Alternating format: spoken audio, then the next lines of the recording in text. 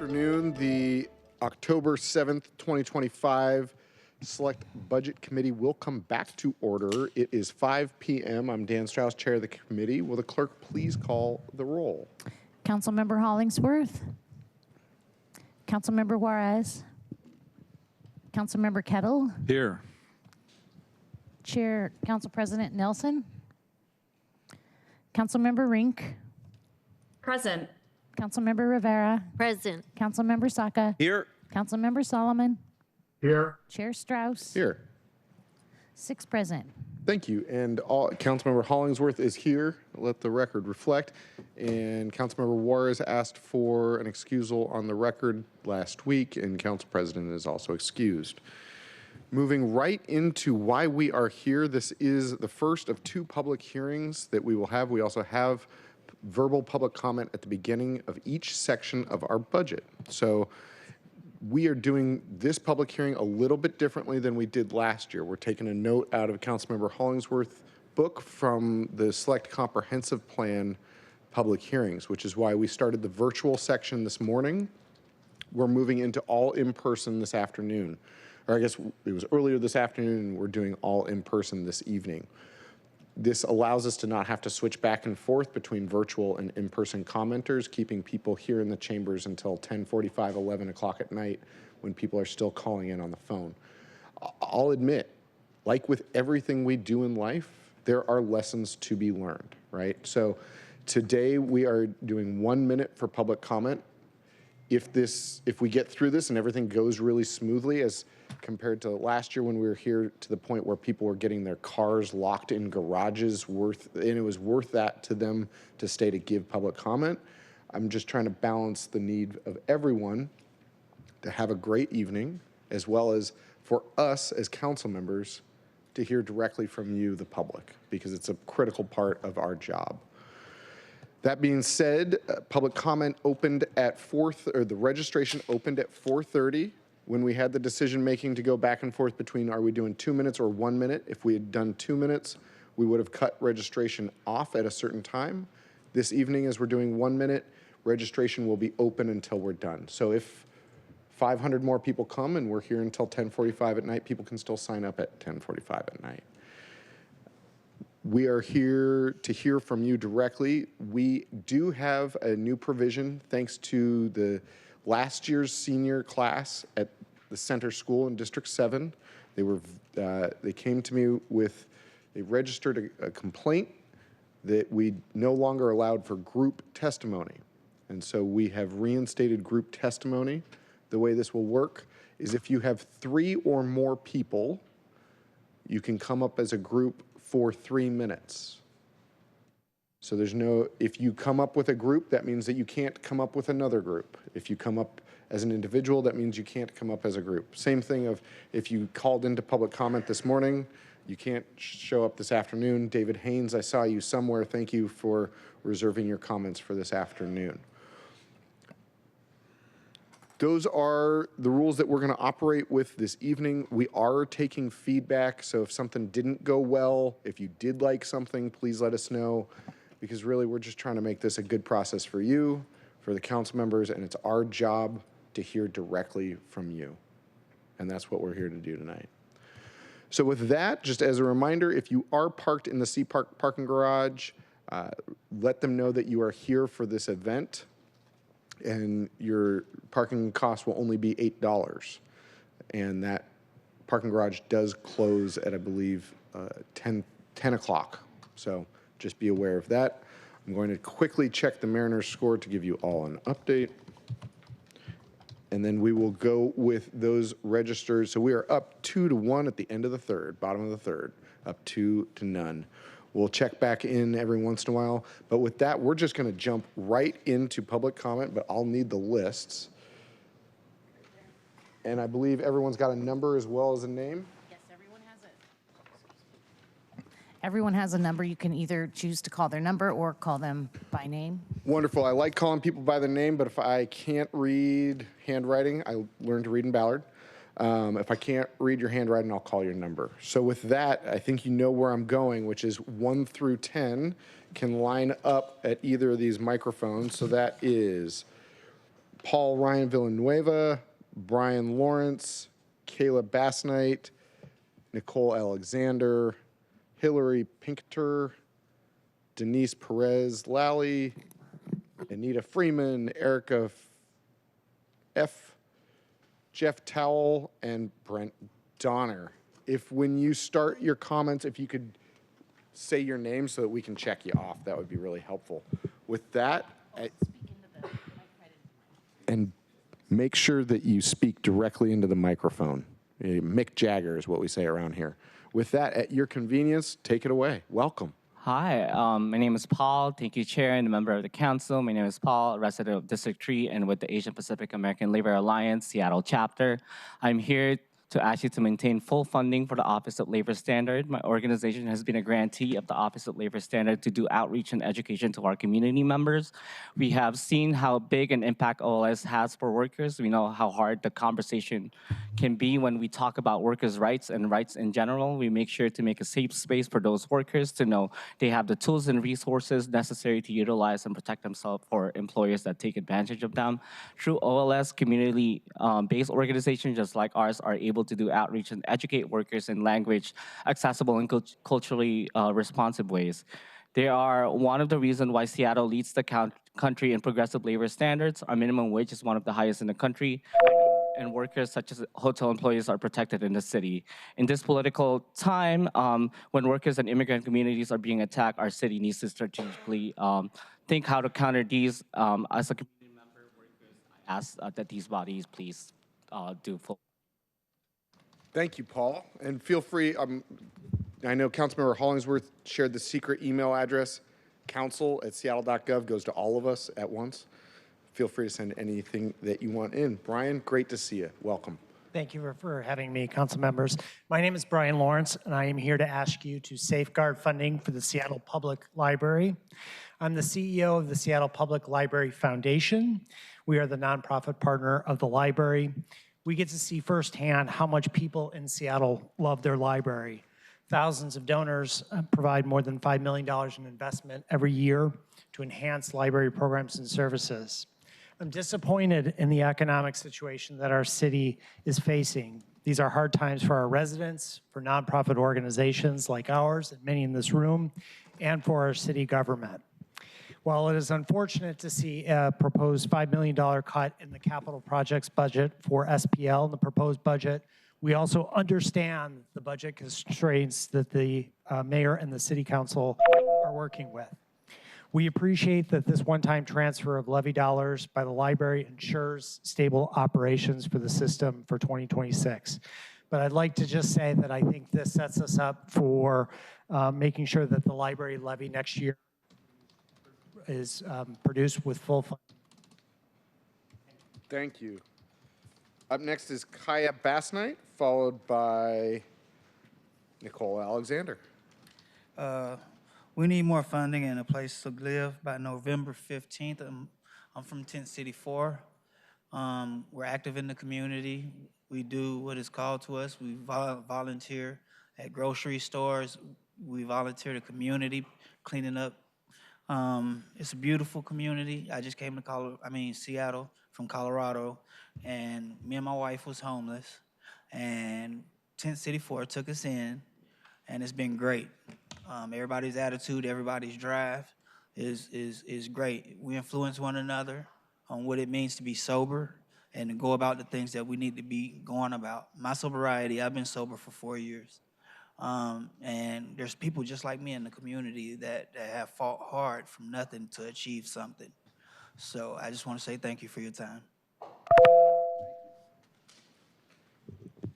Up next, we have Nicole Alexander. Nicole, welcome. Good to see you. Good evening, Council. My name is Nicole Alexander. I'm the Director of Outreach and Special Initiatives with co-lead at Purpose Dignity Action.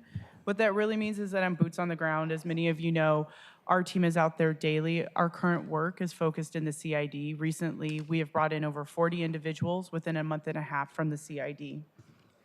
Our work on the ground is the beginning of a new journey for a lot of our folks. Co-lead is the golden thread of a continuum of care for growth and movement for our folks. Our work is to stay with folks from encampment to shelter, permanent housing, and stabilization. During the first session today, council heard from some of our lodging participants. Later, after me, you will hear from our aftercare participants and our current participants and staff. These are humans who have been given an opportunity that many of our folks in Seattle still need. We ask that you continue to fund co-lead and continue to fund what works. Thank you. Thank you, Nicole. Up next is Hillary, followed by Denise. Hillary, welcome. Hello, my name is Hillary Pinkerton, and We're going to restart your time because the two words I'm going to say are Mick Jagger. Hello, my name is Hillary, and I'm from Tent City 4. Me and my husband had came from here from Colorado to Denver, and we were homeless. He had a medical condition, and the will had took me in the shelter. But we also had shut down a shelter here for women, so we need to open one back up in the budget. There are homeless people here, and they are dying every day. And if we are not moved Tent City 3 and 4 by November 14th, 15th of this year, Tent City 4 will close down. Or we will lose also some beds, and we have higher per capita homeless people, so we do need help funding that. People are dying every day, and it's really cold, and we need to have funding. Please help us. Understand that, it is cold, and we do need help, and there's a lot of people dying out there. Thank you for allowing me to speak. Thank you for being here. Up next, we have Denise, followed by Anitra. Good evening, council members. My name is Denise Pettis-Lawley. I want to start by thanking you for your support and commitment to public safety and housing our homeless residents. As COLEAD's co-program director, I am here to share that COLEAD is a three-phase program, as you had just heard from my colleague: outreach, temporary lodging, and aftercare. In our lodging site, we provide 24-hour coordinated care with an experienced and talented staff who provide intensive case management, medical care and coordination, and effective criminal legal support by navigating a complex legal system. You know this is challenging work, and what motivates me to show up day after day is the dignity and commitment that lead to the outcomes and participants given this opportunity to heal and thrive. One participant who immediately comes to mind is an individual that you heard from earlier today during public testimony. They came into COLEAD with a serious health issue, and since residing and lodging, they are on-site medical treatment from a medical team. Sorry. Please do feel free to send in any additional comments, and I'm reading the room about some changes that we might make next year for the next public hearing. With that, thank you very much. Anitra, always a pleasure to see you. Good afternoon. Thank you. Anitra here with Share and Wheel today. Yes, without shelter, people die.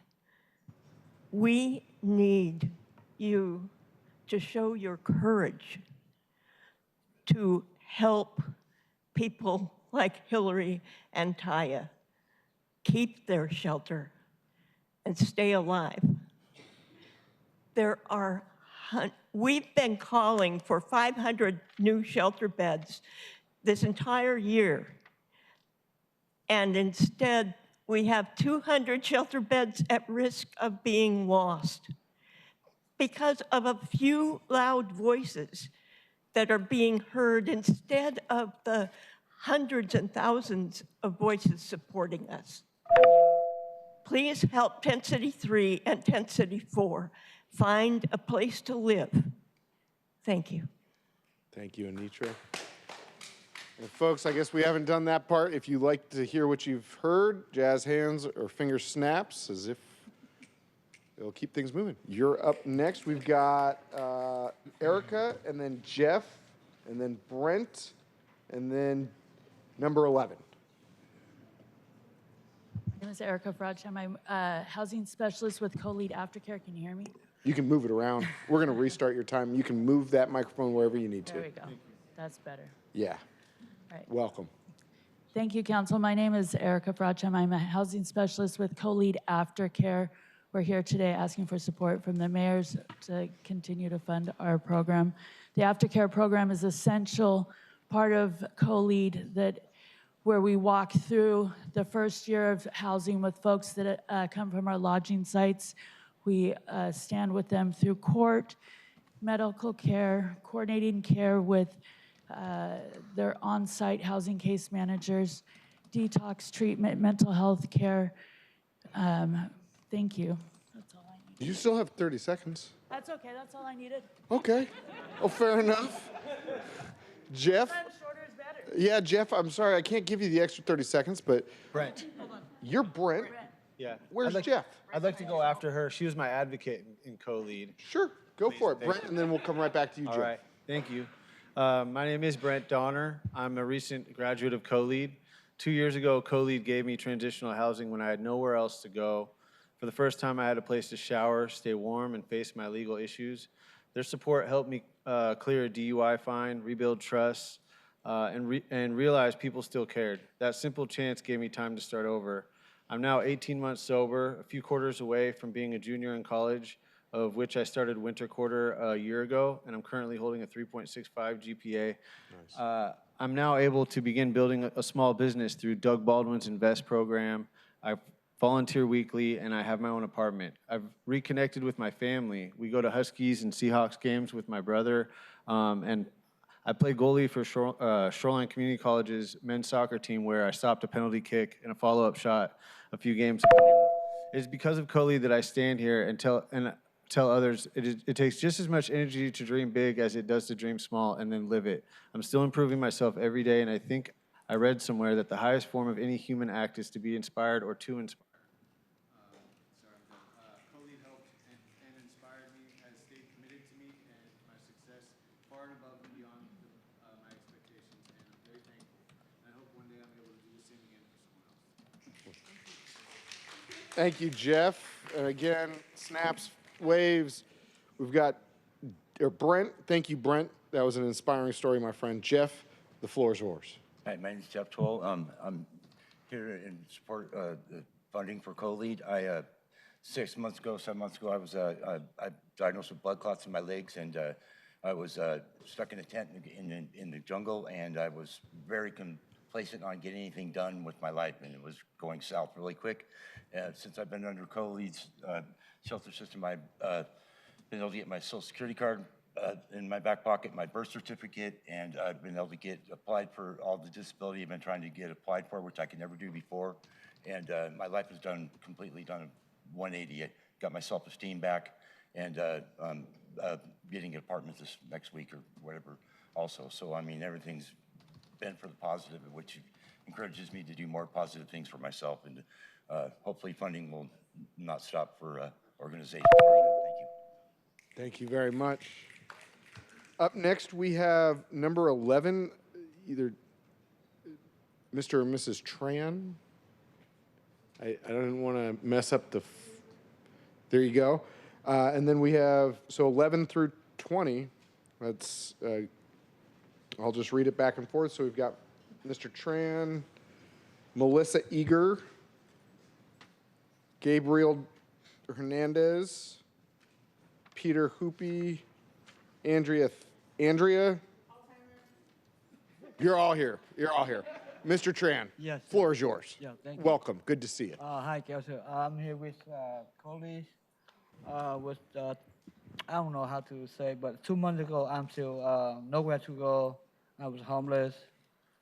With colleagues, try to remain happy with the housing.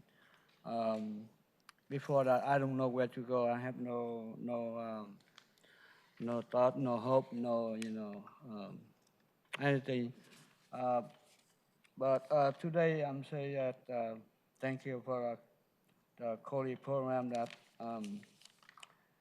give me a shelter, restful space for the bus on the road, and self-reflection and plan for the future. And it helped rebuild confidence, motivation, and hope key in working for vision more positive change. And shelter is not for end of goal, but it's a step start a foundation for security and affordable housing, terrible employees.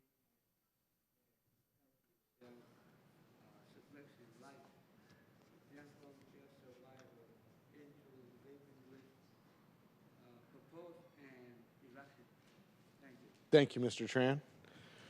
Thank you for being with us today. That brings us to number 12. I'm going to stop trying to figure out the names because clearly I'm confusing everyone. Melissa, Melissa, it's a pleasure to see you. thank you. I'm here with co-lead. I'm here hoping that you'll keep the funding going for us. They help so many people come off the streets. I have a lot of friends that have gone through it. I went through it myself. I'm still going through it, getting off the streets, getting everything situated to be able to go back into the community and be a useful community member again. It's so easy to get lost out there in the system when no one cares about you. The places like co-lead help us to be heard, to be able to come back out and be a part of the community that can actually help each other keep going and just not get lost and end up dying like a lot of the others have. So they need the funding. If you guys can continue the funding, they really, really need it. Thank you, Melissa. Up next, I believe we have Gabriel. Yeah. Gabriel, welcome. Thank you for having me. My name is Gabriel Hernandez, and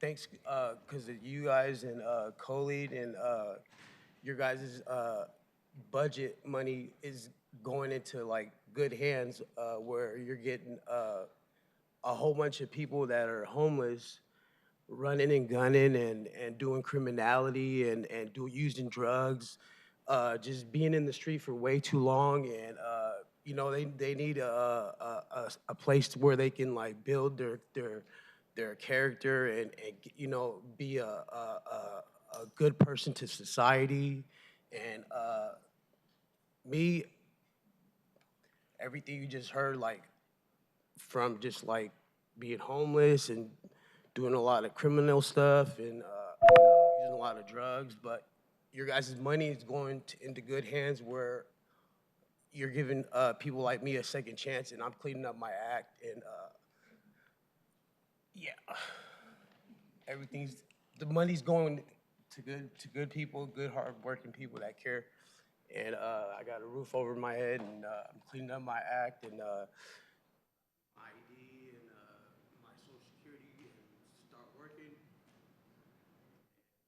Thank you. We couldn't ask for more. Thank you, my friend. After Gabriel comes Peter. Welcome, Peter. Followed by Andrea, and then Calissa. Peter, welcome. Hello, council members. My name is Peter Hopi, and I am from Hawaii. I have lived here in Seattle since 1991. Our organization is asking for $21 million for nonprofit affordable housing providers. I believe that this would be a huge step to help process everyone in keeping them in their home and to help get them caught up with their arrears. To place value on housing people is a great help to everyone. I myself was homeless, and Lehigh has given me the opportunity by giving me a job. I started off as a security officer and working my way up to a case manager now. So the program really does work. I'm a perfect example of a success of this program. Thank you, sir. Thank you, Peter. Andrew? Good afternoon. My name is Andrea Altimer. I am one of the senior support specialists with the co-lead program. My greatest day at co-lead is watching the transformation that we're able to be a part of with our participants. Co-lead isn't just a basic shelter that we walk alongside our participants, and we offer opportunities for them to reset with a holistic approach. We help them navigate through the legal system. We help them with mental health and wealth. We also help them navigate rebuilding relationships with their family members and permanent supportive housing. I don't know why I just got nervous. Permanent supportive housing. I want to give you a little story. I was helping someone last night do laundry, and he said to me that he really appreciates being able to do laundry and not worry about his belongings, knowing that those belongings are still going to be there, that we have offered him a safe place. And in that, we take that for granted in our daily lives, but just watching that with him and having that moment with him, it just showed me being in the co-lead program, it is very important for those who have been displaced to reset, right? And then to gain that extra support behind them and not knowing how to navigate systems, knowing that they have that support that the bill has gone, and someone that cares and is going to walk them through that process. So the co-lead program is very important. Thank you for being that person that cares. Up next is Calissa, followed by Brandy, and then Kara, and then Caroline Sanders Lundgren. Thank you. Brandy? No. No. Calissa. Yes. Thank you. I'm Calissa. Welcome. Good evening. My name is Calissa Eversman. I live in District 5, and I work for the Low Income Housing Institute in Little Saigon. As a housing developer, it's my job to raise the capital money and to build the units. And I love what I do, and while nothing can really beat the feeling in my job of like walking through a new building for that people are gonna move into, I know that that's just the beginning of their story. Today, I'd really like to urge the council to please prioritize $21 million for tenant-based rental assistance for nonprofit providers like Lehigh. Specifically, please consider dedicating $10 million of these funds to the Seattle Office of Housing to help stabilize their current portfolio. We can continue to build as much housing as we want, but it won't matter. Nothing I do will matter. It won't make a difference if we can't help people stay housed. That's why we build it. Providers are struggling across the city right now, and these dollars will help us continue to serve the most vulnerable neighbors and friends. Thank you. And now we have Brandy. Is that right? Here, yes, sir. Wonderful. Welcome. Great to see you. Thank you. It's good to see you guys. Thanks for having me again. I always appreciate your time. My name is Brandy Osborne. I am happy to say I'm a formerly homeless person of 15 years. 10 years of those I spent in the jungle. Because of the co-lead program and the funding that you guys continue to allot them. In the last 6 months, I've been able to turn my whole life around, accomplish things that never probably would have been accomplished. And hopefully, within the next week, I'll be put into my permanent housing apartment. And it's because of your funding and the budget that you guys allot the time and money and effort to put forth, because they can help us in ways that nobody else has been able to help. I don't really know what else to say. I came completely unprepared today. I wasn't expecting to speak to you guys again, but I got talked into it, and I love you guys so much. I just came back to do it all over again. So just keep up the good work, and we appreciate any help you guys can give us. Thank you. Thank you. Beth Osborne, born ready. Up next is Kara Williams and then Kara Lane. Kara, welcome. And you can move that microphone. There it is. Welcome. Good evening, council members. My name is Kara Williams. I work at the Low Income Housing Institute. I am here to express strong support for the proposed $11 million in rental assistance and request that $10 million additional dollars be allocated to the Office of Housing portfolio to support low-income housing providers like Lehigh. Our city's affordable housing system is under incredible strain. As you know, providers are facing rising operating costs, while tenants, many of whom are seniors, families, and people with disabilities, are still struggling to recover from the economic and housing shocks from the pandemic. This funding will help stabilize households before they fall into homelessness and ensure providers can continue to operate buildings that keep people safely housed. Every dollar spent on rental assistance prevents far higher costs in emergency shelters, healthcare, and crisis services. This is an important investment in housing stability for our community, especially given the many uncertainties in federal funding right now. I urge you to allocate $21.4 million total to tenant-based rental assistance. Thank you. Thank you. And we now have Carol Lane, and then we'll switch to 21 through 40. Carol Lane, welcome. Thank you. Good evening, Council. For the record, my name is Carol Ann Sanders Lundgren. I'm here representing LEAD and co-lead, one of many. I would submit that you have actually already heard from the most important voices on this subject today, so I will keep it short, and I'm going to tell you a little story. It goes like this. Almost 16 years ago, after many years, dare I say decades, of litigating and the spinning of wheels, a small group of Seattle's police, prosecutors, public defenders, and community leaders sat down at the same table, and they agreed to try something different. They dreamed up the LEAD framework, a city-led, city-deployed mechanism for not just repeatedly arresting people to no end or looking the other way, but of activating a third path that translates to real change. LEAD would do what first responders cannot do. They would do the long work of walking alongside people on the other side of their crisis. We are still doing this work today. We are viewed as mission-critical partners, I'm proud to say, by CARE, Fire, and SPD, and so my ask for this council is to very simply stay the course. Let us see our way to the end of this story. We want to enact an accountability-based public safety strategy for the city. Thank you. Thank you. And apologies for mispronouncing your name. That's why I'm recommended to use numbers, but I feel it's so impersonal.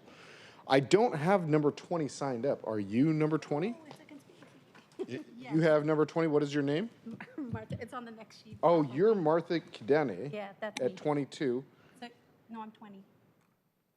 So, okay, I can- we're going to have I can you wait. go. I can wait. Well, come on up. You're up. Yeah. Yep.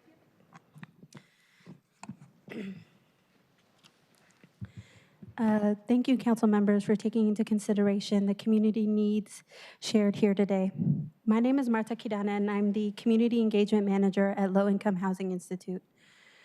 First, I would like to thank Mayor Harrell and his office for allocating the funds for tiny house villages in the budget. These tiny houses will help meet the deep need of our unhoused neighbors. I would also like to thank council members for the $11 million allocated for rental assistance, as many people are being squeezed by growing expenses on everything from food to medical bills. But unfortunately, this funding is not enough to keep people from sliding into becoming unhoused. We as a nonprofit housing provider have a duty to speak up for the needs of our clients and ask that the council add an additional $10 million to directly support the Office of Housing portfolio, keeping many Seattleites safe. Housing is a human right. Please dedicate $21.4 million total for tenant-based rental assistance to keep Seattle community members housed. Thank you, council members, for your listening and taking the time to hear our request. Thank you. Thank you, Martha. And as we now move into 21 through 40, we're at the bottom of the fourth. Seattle Mariners 4, the other team 0. That is what they will be forever known as, the other team. Up next is Joseph, followed by 22. Mr. and Mrs. Castle, Alicia Scott, Lee, David Haynes, Demontris, Gerald Murphy, Julia Beboot, Judith Hansen, Dwight Wickerson, Lily Hayward, Sam Wolf, Leslie Stewart, Jason Austin, Nathan Ellis, Jarvis Henderson, Allen, I believe is the name. So with that, Joseph, welcome. Thanks. My name is Joey Lopez. I live in District 3. I work in District 4, and I worship in District 7. As one of the executive directors of the Church Council of Greater Seattle, we urge you to build and pass a budget that reflects the values of community care. You have a duty to invest city funds in equitable, evidence-based strategies that support thriving communities. It's clear the city's deficit is indicative of a revenue problem, not an expense problem. It's great to see more funding that will benefit the communities being directly impacted by the federal administration. Yet this council has a track record of cutting these additions while preserving dollars to surveil and punish our communities. The city needs more progressive revenue sources, and we need you to act on bold policy. We firmly believe that budgets are a moral document, and they speak to the values of our city through public investment. We will continue to push this council to listen and invest in community care over punishment. Seattle can and should invest in all communities. Thank you, Joey. Up next is Mr. and Mrs. Castle. Alyssa Scott, 22. You and Martha must have switched your numbers. No. It's okay. It's okay. No. Melissa Scott. Alyssa Scott. Alyssa Scott. Yes. She was in front of me. Totally fine. Totally fine. Alyssa, welcome. Hi, thank you. So my name is Alyssa Scott, and I'm here on behalf of Lehigh. I'm here to speak about the urgent need for affordable housing and rental assistance.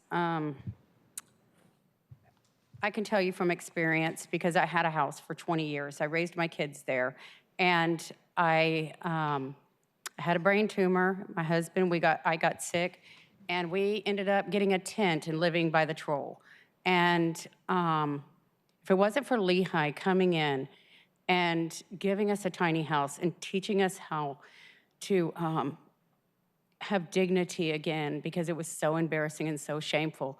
If at the time I would have had rental assistance and I would never have been homeless, you know, it was an awful experience that Lehigh, by the grace of God, found us and helped us. And now today I live in a Lehigh building and I love it. And I'm able to afford my rent. It's an affordable housing, Abbey Lincoln Court, and they have done an amazing job. And so please think about it, like allocating the money toward it. Thank you. Thank you. Now let's see if I can get back on track. So now we're at Mr. and Mrs. Castle. Is that correct? No, Celia Castle? I have, so we started with 21. I am 23. Yeah, there we go. Celia Castle. Yes, indeed. Fantastic. Yes. Welcome. All right. Good evening, council members. My name is Celia Castle, and I am here as a member of South Seattle Friends Meeting, along with my friend Sally. We worship in the Central Area Senior Center. Celia, I'm going to ask you to Mick Jagger sorry. that microphone. There you go. Better? Yeah, like a rock star. Okay. We worship in the Central Area Senior Center within Council Member Hollingsworth's district. I also live in District 3, and Sally lives in District 4. I stand united with the Church Council and Seattle Solidarity Budget. As people of faith, we believe that budgets are moral documents. I believe Seattle would be safer if the budget-funded community-led solutions investing in programs that promote food security, affordable housing, violent prevention, emergency financial assistance, mental health, and substance abuse treatment. I believe that Seattle is less safe due to expanding surveillance sweeps and other policing of our communities. Seattle does not have a spending problem, it has a revenue problem. This budget needs to embrace progressive revenue and prioritize community investment. Thank you. I appreciate you all listening. Thank you, Celia. And so now up next is Alicia Scott. You're not here. We already went, okay. So then I've got Chloe Gillett is next. Gio. David Haynes is got 24. I'm going to have David Haynes come up because he signed up earlier for the virtual public comment and was unable to provide it. Mr. Haynes, always a pleasure. The floor is yours whenever you want. Thank you, Council.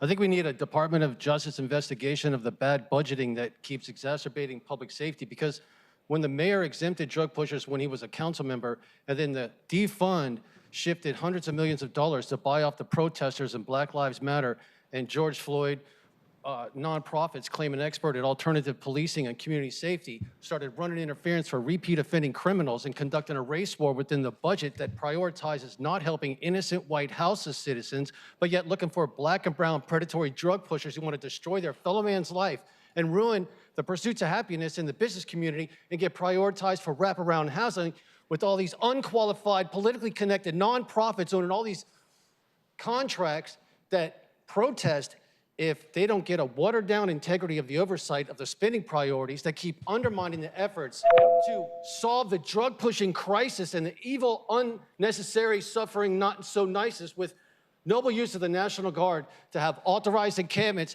for 4,000 shelter beds and let people break their habit, overseen with supervised security to not allow the drug pushers into all these freaking flying housing institutes that want to get a bailout from your all's claims you're going to stop homelessness by constantly paying their rent on the people who show up here and demand that they need more money from you all to tread on the innocent homeless. Thank you, and Mr. Haynes. unnecessary suffering right now. Thank you, Mr. Haynes. Up next is Chloe Gillett. Did I say it right the second time? You did. Closer, at least. Chloe, welcome. Hello. Hello. Anyways, good evening, council members. My name is Chloe Guillot, and I'm here as a minister of Quest Church, located in the Ballard neighborhood in Councilmember Strauss's district, and I stand with the Church Council of Greater Seattle. As people of faith, we believe that budgets are a moral document. In my faith tradition, the Bible reminds us that whatsoever you do for the least of these, you do for me. Every week, my church, along with a handful of other churches in Ballard, host a meal for our unhoused neighbors, and I've actually seen several people from that meal here tonight. But week to week, as I get to know people's names and I get to know people's stories, I see the impact that our city budget has on the least of these. Just a couple of weeks ago, we hosted a memorial for an unhoused man who attended our dinners and recently passed away while living under the Ballard Bridge. His wife, his extended community, they came to our church to grieve him. And his life matters just as much as any of your constituents. As a church, we know that every person that steps into our building is a part of our family. And as city council, every person in the city is a part of your responsibility. So I pray that you'll pass and build a budget that prioritizes community care. Importantly, I pray that you'll prioritize addressing the budget deficit with progressive revenue instead of cutting crucial programs people rely on and borrowing funds that were originally intended for community care. Thank you. Thank you, Chloe. Remember, folks, I mean, there's not many of us, so this should be easier when this is a room full of people. Jazz hands, snaps. Come on up, Mr. Now I'm really lost. Gerald Murphy. You're Gerald Murphy. So I've got next up is Lee or Alicia Scott. Alicia already went, so now we're up to Lee. Welcome. How are you? Greetings, council members. My name is Reverend Lee Curldove, and I'm pastor at Seattle First Baptist Church in Councilmember Hollingsworth's district, and I also live in the same district, and I also stand with the Church Council of Greater Seattle. My church is at the corner of Harvard and Seneca, sitting almost directly between First Hill and Capitol Hill. Almost every day we have neighbors stop by or call our church in crisis. These crises vary, but typically include some kind of mental health, substance abuse, or housing crisis. One crisis exacerbates another, and they're stuck in a cycle they can't get out of. And the reality is that we don't have resources to offer the assistance needed for these neighbors. As a Christian pastor, my faith demands that I see the image of God in my fellow human beings, that I affirm their inherent dignity and worth. Time and again in Scripture, God's concern margins, those the system has pushed aside. Our neighbors deserve a budget that prioritizes community care. They deserve access to things like affordable housing, mental health care, and substance abuse care. Essentials that can help break cycles of crises. Budgets are a moral document that reflect our city's values. Please see the dignity and worth of our fellow human beings and prioritize a budget of community care. Thank you, Lee. Gerald? Welcome on up. Good afternoon. I'm Gerald Murphy. Hey, take a second. We're going to hit that start button. You can go whenever you okay. want, but make sure that microphone's near your mouth. There you are. Welcome. Take it away. Thank you. Good afternoon, everyone. My name is Gerald Murphy. I'm here to advocate for increased funding for the meals program. In my capacity as a volunteer coordinator at OS Health Serves, each day we prepare hot, nutritious meals for Seattle's most vulnerable populations. Hundreds of volunteers come to our doors each month. Many of them are students earning their community service hours so they can graduate. Together, we prepare about 6,000 meals a day for transitional housing, permanent supportive housing, and tiny home villages across the city. Each meal is made with intention and compassion, a small act of comfort for someone in distress. This is a real impact service that changes both lives and builds the kind of compassion that keeps Seattle strong. Thank you. Thank you, Gerald. And up next, the one, the only, Judith. Hello, neighbor. Hello. My name's Judith. Hold on. Oh. We're going to reset. Pull that microphone closer to your mouth. There. There it is. How's Thank that? you. Okay. And I'm number 28. Okay. Good evening. My name is Judith Hansen, and I'm a North Ballard resident and a volunteer with the Edible Hope Kitchen at St. Paul's Church on 65th Street. I started out serving oatmeal, but was moved to table sitting. I was asked a few months ago by a homeless fellow breakfaster why I eat at Edible Hope when I could go to a real restaurant. It's true. No lattes, but immediately the truth bounced out because I realized I am part of a community here. The rest of the somewhat motley diners smiled. I added, and you guys know as well as I do the kindness here and how really excellent the food is. There is respect here. Everyone agreed, some loudly. They did because both reasons are so true. The community and the food. We all feel very fortunate to have this amazing place in our community, and it needs your help to continue in this very difficult time when more and more people are struggling. I have so many stories to share. Thank you. Thank you, Judith. Up next, we have Demonstration? Demonstris. Yes. Floor is yours, my friend.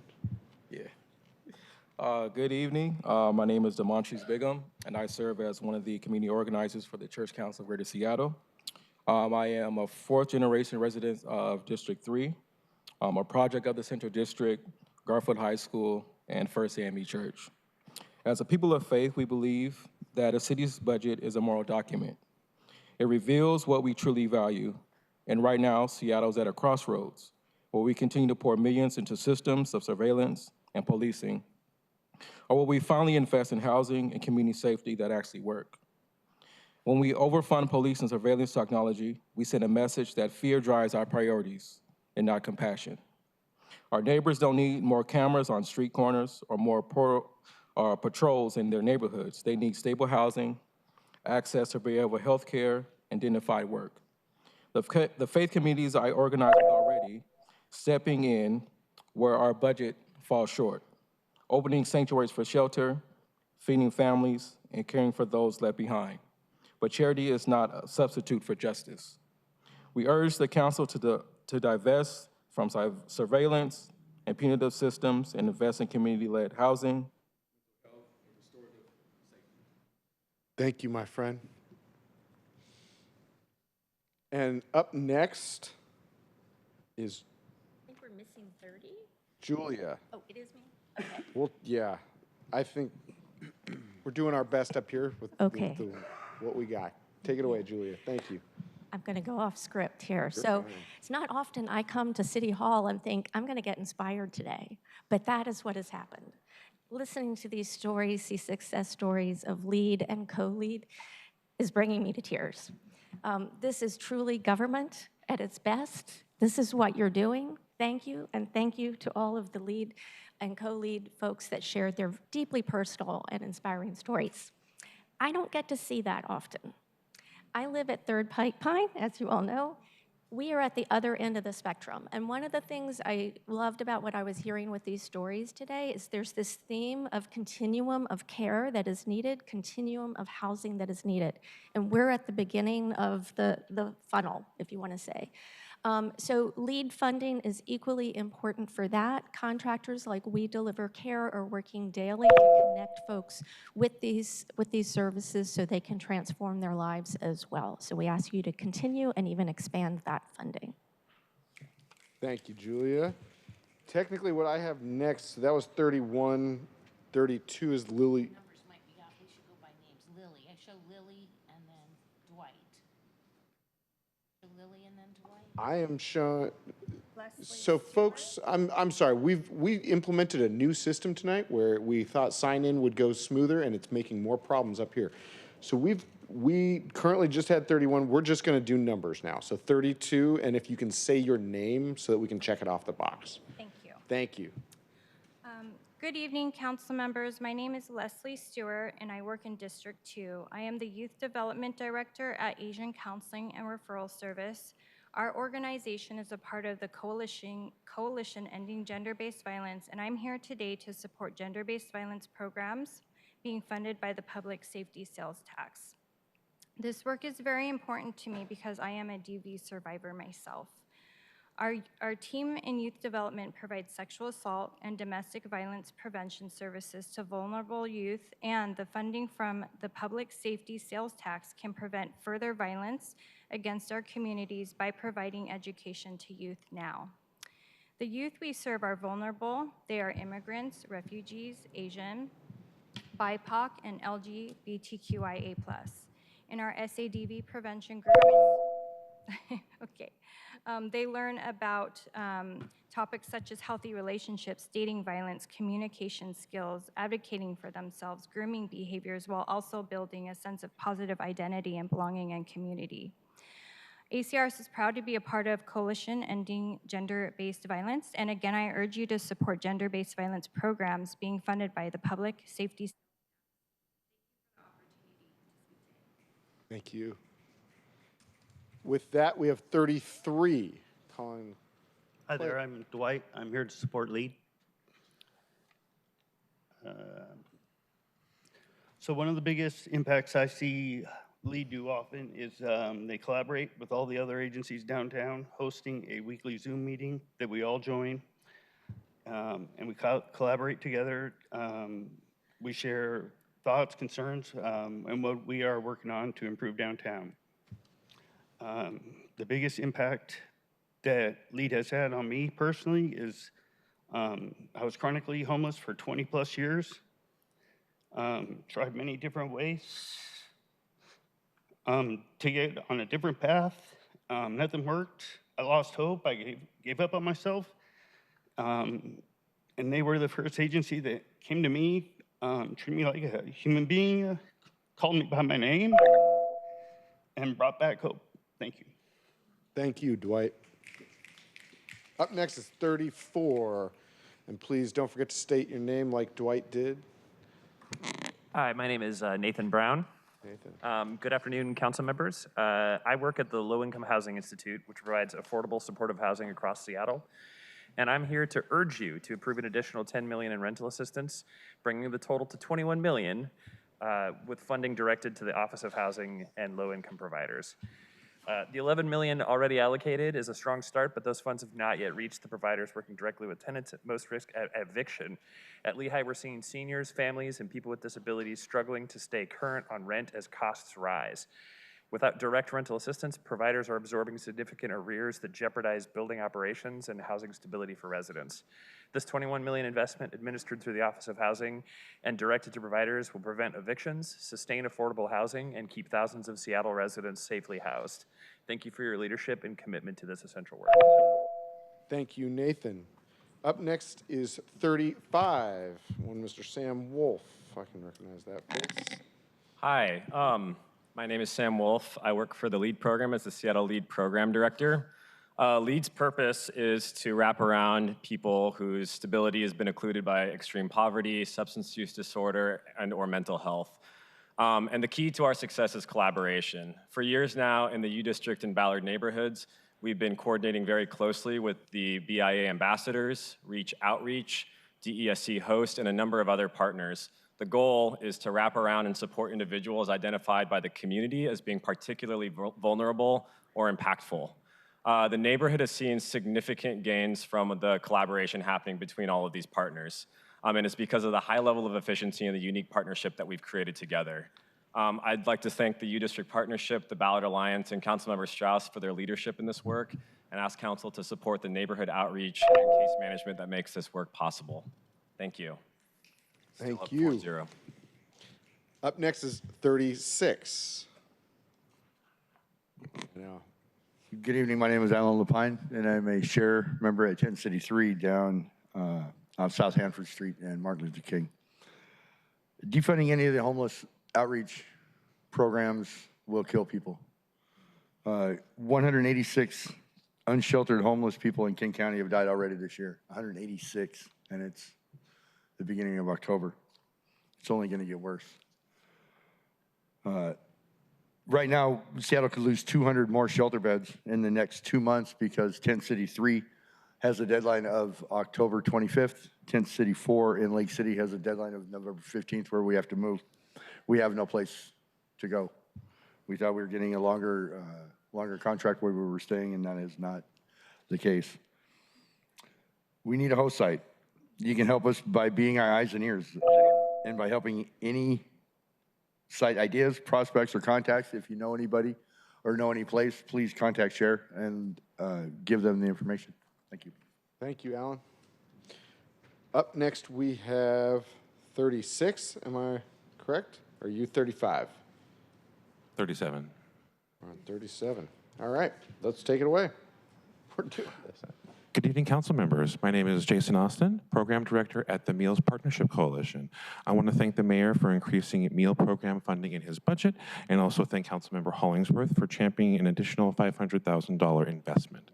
The 50 members of the Meals Partnership Coalition are the front line of defense against hunger in Seattle. Our members include the Southeast Seattle Senior Center, who rely on our coalition as their largest single source of meat and fresh produce for their meal program.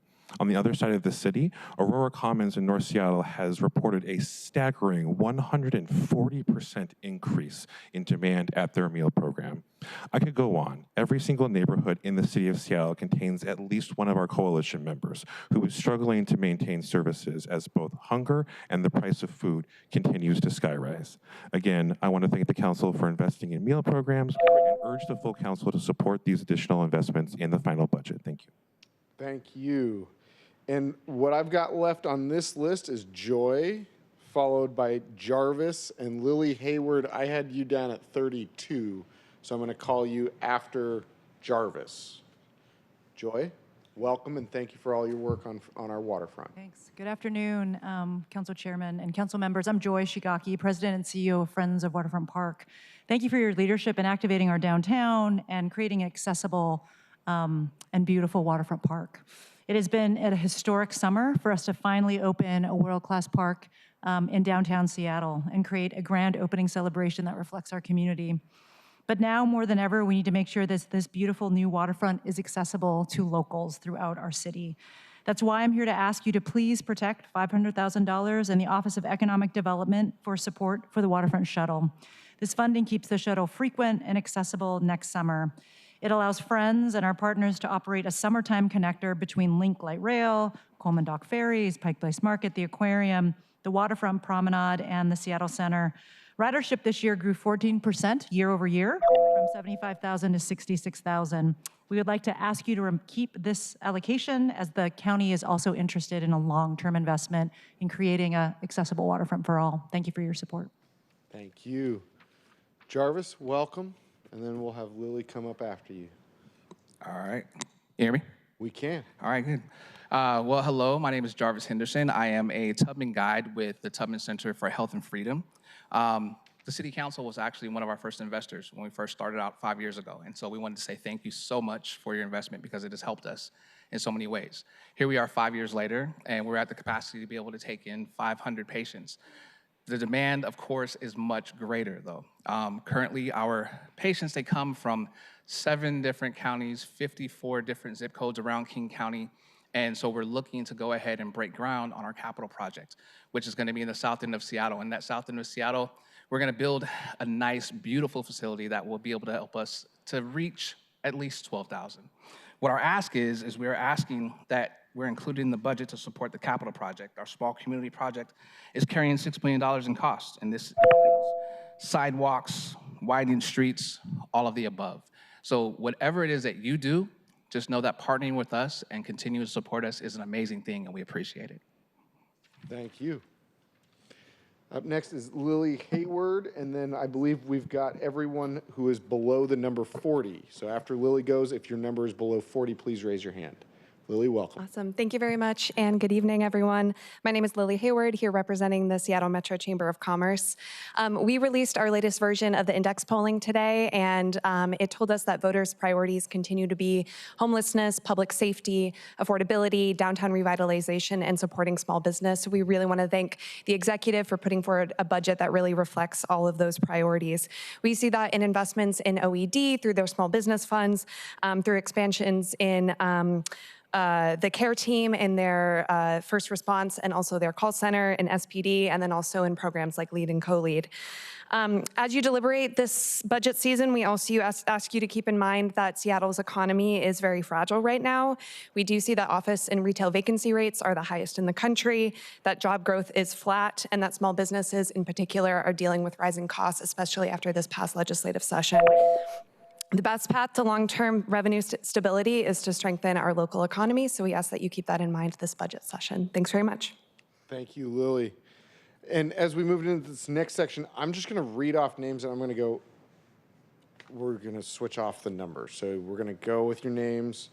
So what I've got is Josh Anderson, Christopher Archiapoli, Cassie Clayton, Emarintha Torres, Nathan Wall, Heather Kirkland, Matt Offenbacher, followed by Henry Zhang and Kimberly Brown. If you haven't heard your name and you want to sign up, you need to sign up outside. And just as a game update, we're in the middle, we're in between the bottom and the top of the 6th inning. We're up 5 and the other team's 1. With that, welcome Josh. Great, thanks for that update. Good evening, I'm Josh Anderson. I'm the Executive Director at the Center for Wooden Boats in Lake Union Park and a board member of the South Lake Union Community Council, where I serve on several groups supporting the park's activation and restoration. I'm here supporting a request for $1 million in city funding to enhance Lake Union Park. The park is a vital urban green space serving city and neighborhood residents, the South Lake Union workforce, and countless visitors. It offers extensive lawns, waterfront access, cultural celebrations, and connections to our shared maritime heritage. With Seattle hosting the FIFA World Cup watch parties in 2026, this is our opportunity to showcase Lake Union Park at its best. This investment will catalyze private funding and demonstrate our commitment to world-class public spaces. The community has identified clear improvements to enhance the park for this global moment and beyond. I urge your support. Thank you. Thank you. With the One America votes, what's your name? 42, Henry.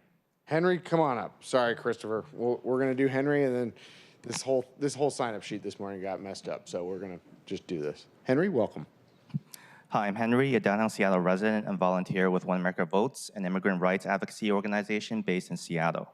Immigrants in Seattle make up 1 in 5 agricultural workers, 1 in 6 construction workers, and 1 in 7 restaurant, hospitality, and retail workers. In the wake of capricious detentions and deportations of immigrants, I commend the city for its additional investment in the Office of Immigrant and Refugee Affairs. The immigrant community is as diverse as the dozens of languages they speak.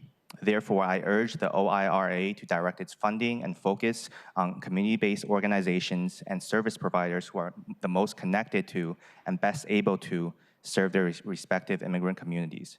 Second, I hope that the additional funding will be renewed year after year because the underlying systemic problems targeting the immigrant community won't go away at the end of this fiscal year. I hope that Seattle will continue to invest in access to healthcare, language services, English classes, jobs training, and especially legal services and constitutional protections for immigrants. Thank you again for your commitment to keeping our city a welcoming place for everyone, regardless of national origin. Thank you, Henry. All right, Christopher.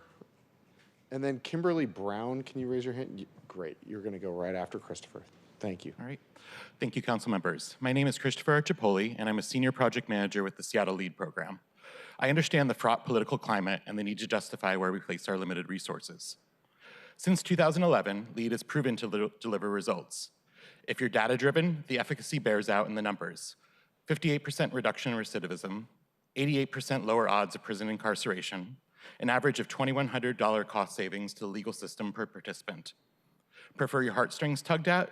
There are hundreds of success stories of people getting housed, people reunited with families, and people moving from surviving to thriving. In the North Precinct, LEAD has worked with REACH, HOST, the Ballard Alliance, and University District Partnership to build the Seattle Neighborhood Impact Framework. With the support of Councilmember Strauss and other city leaders, this model has had a sustained positive impact in Ballard and the U District. In Seattle's 2026 budget, please increase funding for LEAD and include the funding necessary to continue collaborative case management. Thank you for your time and consideration. Thank you. Kimberly Brown, welcome.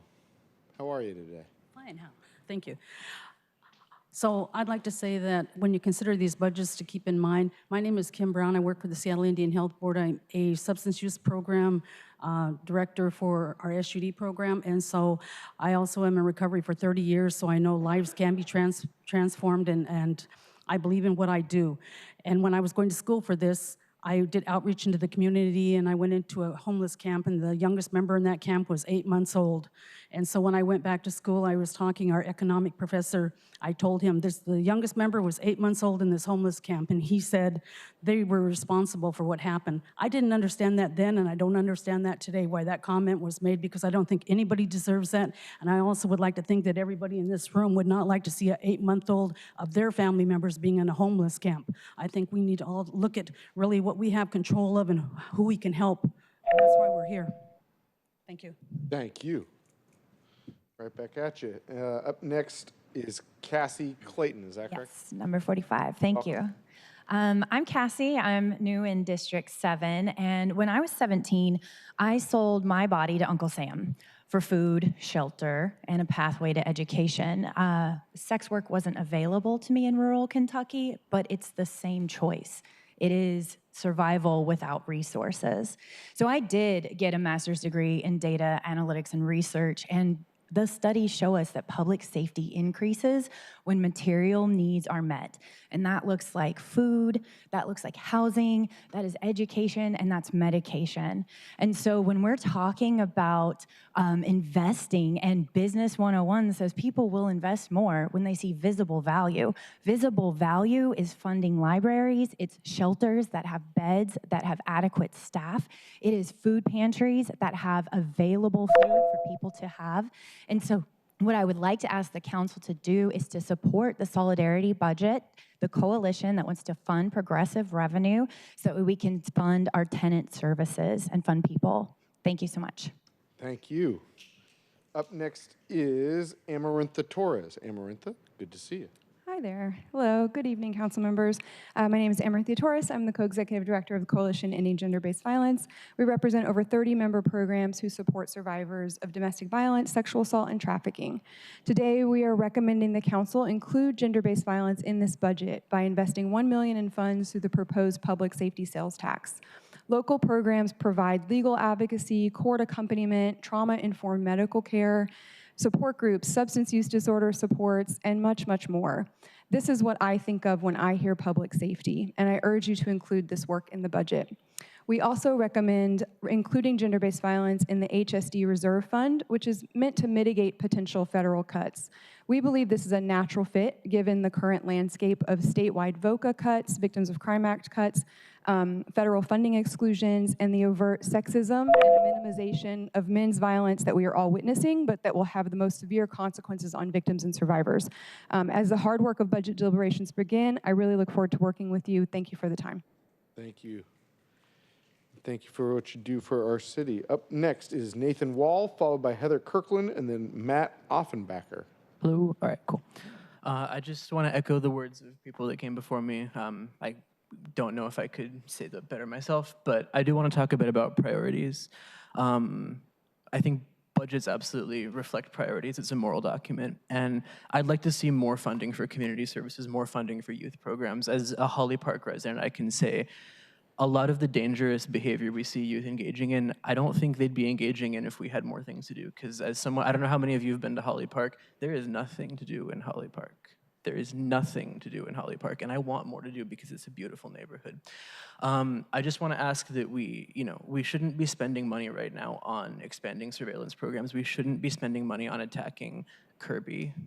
We shouldn't be, I know. And frankly, I also want to know that we're not going to attack our ADI funding again. It's necessary that we fund this program during Trump's administration. So budgets are moral documents. Think about how it reflects on your morals. Thank you. Up next, unless did Heather Kirkland already go? Have we lost Heather Kirkland? Great last name. Kirkland was founded before Bellevue. Just saying. All right, with that, Matt Offenbacher, welcome. Hi, thanks. Hi, council members. This morning I saw 100 crows yelling and chasing a giant hawk with a mouse in its claws near my house on Capitol Hill. And this gave me an idea that we should put the crows in charge of public safety. They are fearsome and smart and fully staffed. They don't need helicopters or surveillance tech. We just have to figure out where their interests overlap with our interests, and this shouldn't be a problem, as we all know that the mayor is an excellent negotiator. So once we have this arranged, you can do what obviously needs to be done, which is draw down the grossly overstuffed police budget. You might be thinking this is an absurd fairy tale. However, this plan is more likely to keep us safe than the one that you have been considering from the mayor's budget. And unlike the mayor's budget plan, this will free up desperately needed funding for community-based safety and acknowledge the common sense that the police should not be doing many of the things that they currently do. Thanks, council. Thanks, Matt. With that, public comment period is still open for registrants, but I'm not seeing anyone here who has not already spoken who wants to sign up. I don't know, do either of you all want to speak? No, that's all right. I'm just saying, now's the time if you do. So with that, if we have no more public comment registrants, that will be the end of this public hearing. I can tell you off the bat, 1 minute is not going to be long enough when we do this again. And so that's just off the bat. But we also expected about 4 times the amount of people today. I'm going to blame it on the Mariners game. It's currently the top of the 7th, five for us and 1 for the other team. But I really want to thank you all for coming out here tonight. Our next meeting is tomorrow. Yes, I will have to look up that date just while I have it off the top of my head. But our next meeting is tomorrow. We do accept public comment. And colleagues, we will be voting the public safety sales tax out of committee tomorrow. It will be up for a vote. So just, I know it's a little out of sequence for the other 25 pieces of budget legislation that we have. And we will again be taking verbal public comment at the beginning of each section of the budget. So the next section is central staff ID. We have public comment, verbal public comment at the beginning of that, as well as at the beginning of councilmember budget proposals. So with that, if there's no further business to come before the committee, I'm seeing none, the October 7th, 2025 Select Budget Committee public hearing will adjourn. Thank you. We are adjourned.